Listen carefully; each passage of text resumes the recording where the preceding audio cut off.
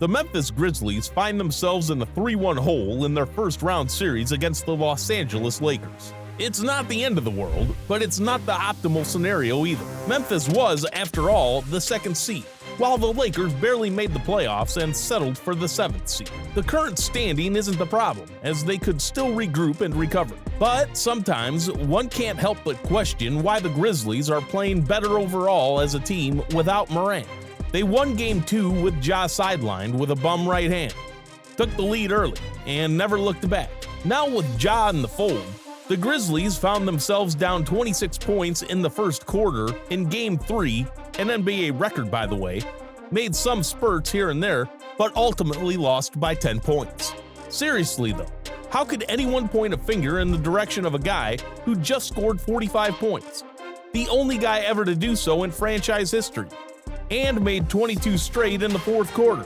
That same guy was also a rebound shy of a triple-double, a feat that would have put him in exclusive company with the likes of Russell Westbrook and Kevin Durant, the only players with 45-point triple-doubles in the NBA playoffs. Well, that's because, ironically, basketball is more than just putting the ball through the hoop. As crazy as that may sound, you should also stop people from doing so, and that's where the issues start.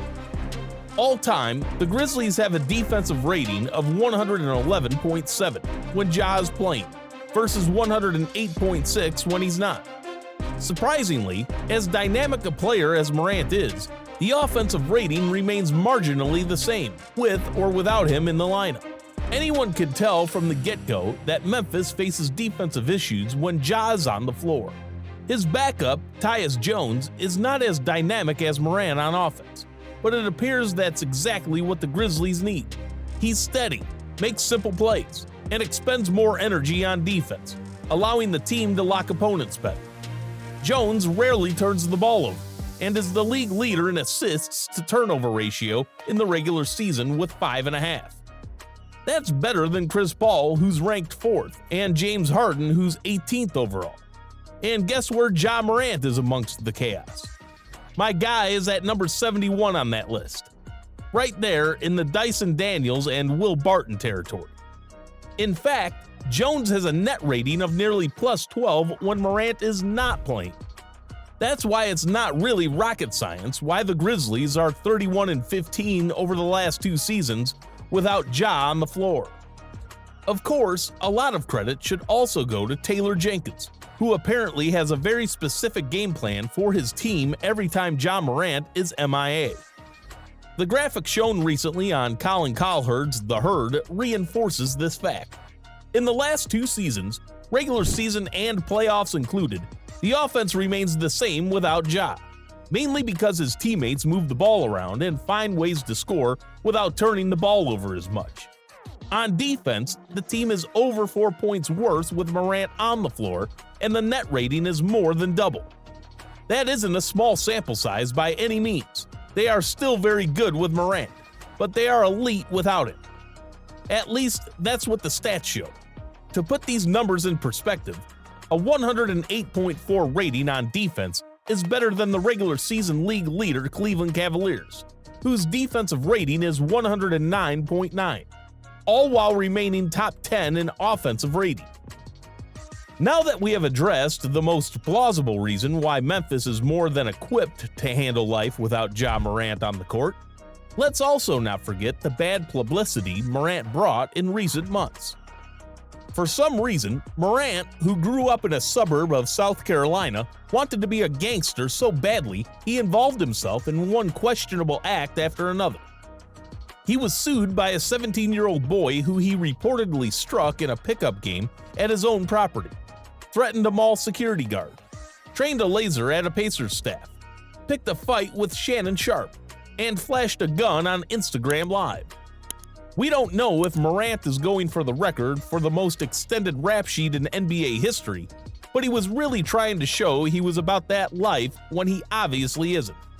It also doesn't help that his dad, T, seems to covet the limelight as much as he does, and doesn't appear to be the most calming influence in Ja's life right now. Whatever is going on in the Morant household, they have to get their acts together and figure everything out before it's too late. Of course, we don't need someone in the Memphis Grizzlies organization to say Morant's antics were distractions. It's like someone from your son's school calling you every now and then at work, informing you that your kid smacked someone in the face. You're having your attention drawn away from what's important and your head isn't right. For Memphis, the team is supposed to take a massive step forward this season and should be worrying about more important things other than their superstar being a walking lawsuit. But as much as it makes sense to move on, publicity and basketball-wise, the Grizzlies probably won't for a couple of reasons. First, the NBA is a superstars league and you don't win without one. That's why basketball fans rarely see teams like the 2004 Detroit Pistons win at all. Second, pressing the panic button like this is alarming to other front offices, and Memphis may just have to settle for cents to the dollar, which is not the ideal way to do business. On the other hand, I think it would also be a mistake not to be proactive. They can always ask around discreetly and see the pulse of the league regarding Morant's value, and let Ja know the standard expected of him. I know the Grizzlies have a ticking time bomb on their hands if Morant doesn't clean up his act, but at 23 years old, it's not too late. There's also no reason why Morant couldn't develop more as a team defender or play a bit more in control. These in-game aspects come to the forefront when Ja is out, but it is not impossible for him to address these things and improve. I strongly disagree with Cowherd that Ja Morant is not a great basketball player, but only a great scorer. While scoring is Morant's greatest asset, he can do so many things on the floor besides putting the ball in the basket. He brings intangibles and can affect the game so much through his rebounding and playmaking. The confidence and swag he plays with is infectious, and not something you see in every young player. In short, he is so special that even if the team looks to move on from him via trade, they probably won't receive the same value he gives from a basketball and business standpoint. After his Game 3 performance, even the king, LeBron James, had to tip his hat to Morant. That boy is good. I mean, he's good. I mean, James is no stranger to giving compliments to players wearing different uniforms. But even his words are full of superlatives that can only be applied to Ja.